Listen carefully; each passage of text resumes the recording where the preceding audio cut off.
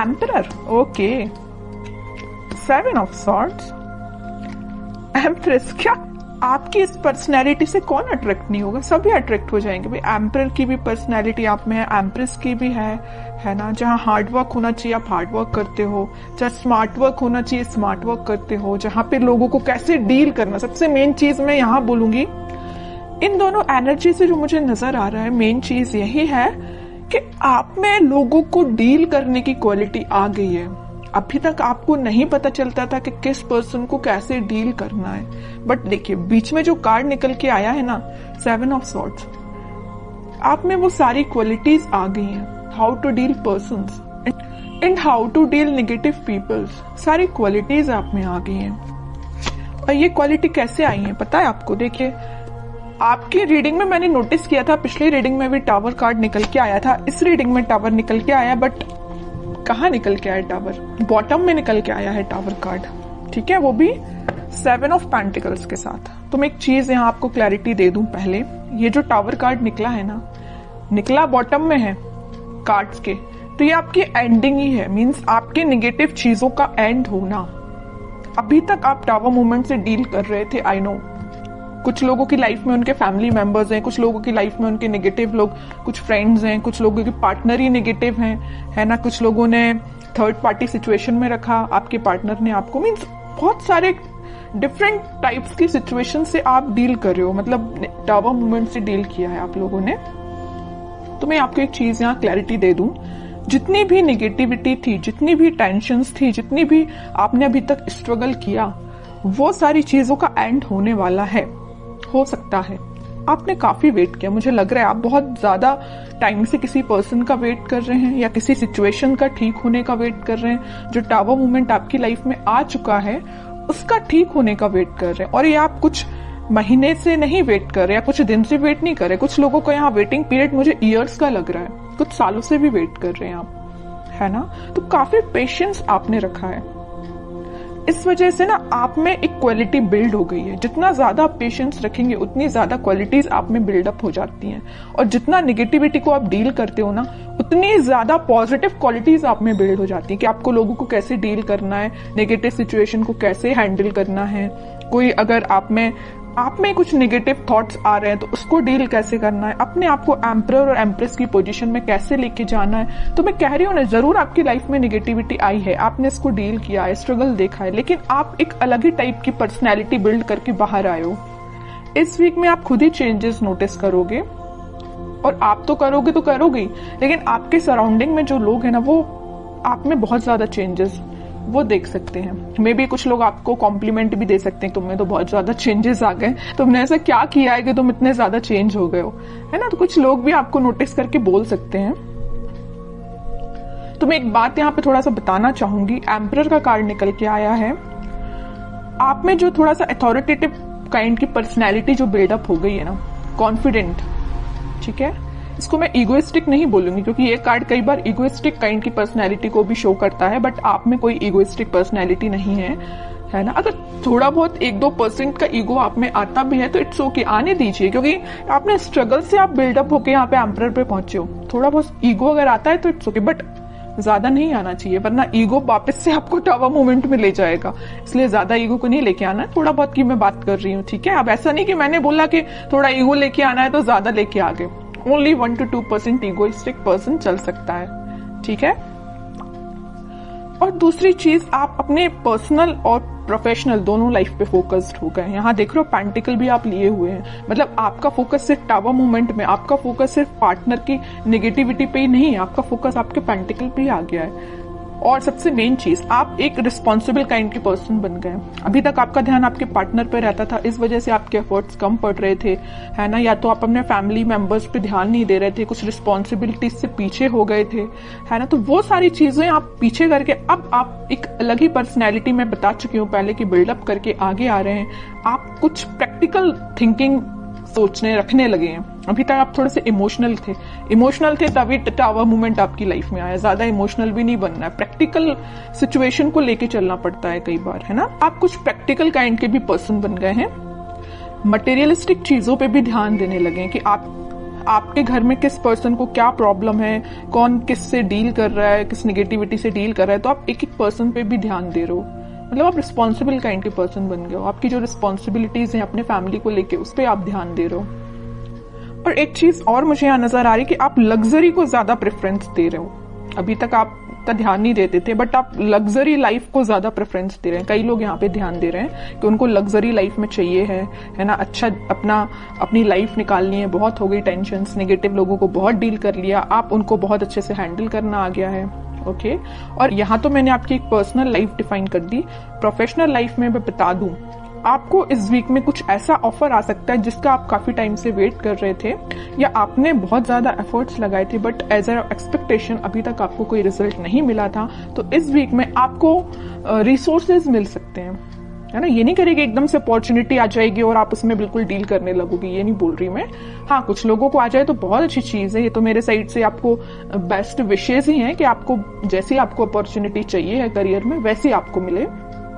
लेकिन अगर आपको थोड़ा बहुत रिसोर्सेज भी मिलते हैं ना, तो आप उसको यूटिलाइज करना सीखिए, क्योंकि यहाँ अथॉरिटेटिव काइंड के पर्सन आप अपनी मेंटालिटी वैसी बना ली है ना, तो वैसे आपको रिसोर्सेज भी मिलेंगे, है ना। तो जैसे भी आपको लगता है कि कुछ लोगों की हेल्प से या आप अपने माइंड से कुछ क्रिएट कर सकते हैं या अपने बिजनेस को और अच्छी पोजीशन पे ले जा सकते हैं, बिल्कुल आप उसमें एफर्ट्स लगाइए। आप बिल्कुल एम्परर की पोजीशन में जाएंगे, ठीक है। अब वही है ना कि आप अगर चाहें तो लोगों से सलाह ले सकते हैं, लेकिन ऐसा नहीं कि सलाह लेना है तो सलाह ही लीजिए, है ना। ऐसा नहीं कि उन्होंने जो बोल दिया वही आपको करना है। एम्परर की पोजीशन में आप आ गए हो तो सलाह सबसे ले लीजिए, बट डिसीजन आपका खुद का होना चाहिए, क्या करना है आपको अपनी लाइफ में। अब देखते हैं कि आपके पार्टनर किस एनर्जी में चल रहे हैं। आपने तो अपने आप को काफी चेंज कर लिया है। अब आपको फर्क नहीं पड़ता कितनी भी नेगेटिविटी आपकी लाइफ में आ जाए, और अभी पड़ता है ना फर्क, तो चेंज हो जाइए थोड़ा सा, क्योंकि अगर आप नेगेटिविटी पे ही फोकस करके बैठे रहेंगे ना, तो कभी लाइफ में आगे नहीं बढ़ पाएंगे, ठीक है। देखते हैं आपके पार्टनर किस एनर्जी में है। 6 of cups, magician, 2 of cups, okay. Bottom में आया है किंग ऑफ पेंटिकल्स। देखिए, एक चीज मैं यहाँ इंटरेस्टिंग चीज बताने वाली हूं आपको। आप इन कार्ड्स को तो बहुत अच्छे से देख रहे होंगे। जैसे ही आपने अपने आप में चेंजेस लेके आए, एक एम्परर और एक एम्प्रेस की पोजीशन में आए, आपके पार्टनर को होने लगी टेंशन।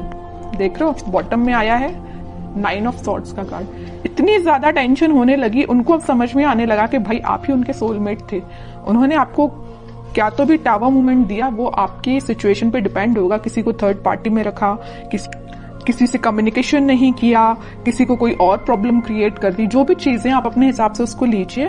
तो जो भी टावर मूवमेंट आपकी लाइफ में वो लेके आए ना, उनको एकदम से फिर बाद में रियलाइज हुआ कि यू आर देयर सोलमेट, है ना। अब वो मैनिफेस्ट कर रहे हैं, आप आपसे रियूनियन करना चाहते हैं, आपको ऑफर देना चाहते हैं। यहाँ देख रहे हो ना, यहाँ पे वो कप ऑफर कर रहे हैं तो आपको कर रहे हैं, वो मैनिफेस्ट कर रहे हैं। उनके बैक ऑफ द माइंड ये सारी चीजें चल रही हैं, है ना।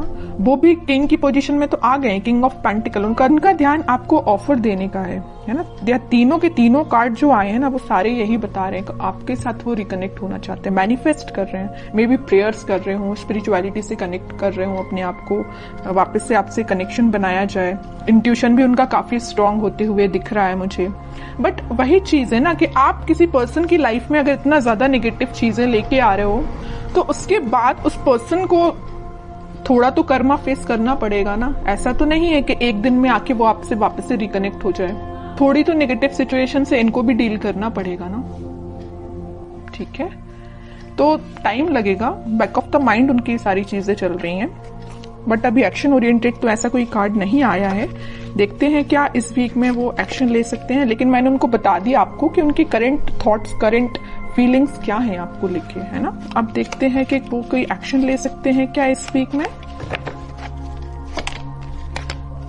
यहाँ आया है जजमेंट का कार्ड। मैं एक चीज यहाँ पे आपको बताना जस्ट मेरे माइंड से स्किप हो गया, मैं तभी आपको बता दी थी। 2 ऑफ कप्स का जब कार्ड आया था, यहाँ पे यूनिवर्स इनको अचानक से क्यों इतनी टेंशन होने लगी? क्योंकि यहाँ पे यूनिवर्स का इंटरवेंशन हुआ है, यहाँ भी यूनिवर्स का कार्ड निकल के आया। तो इनके बैक ऑफ द माइंड जो चीजें चल रही हैं वो किसकी वजह से हैं?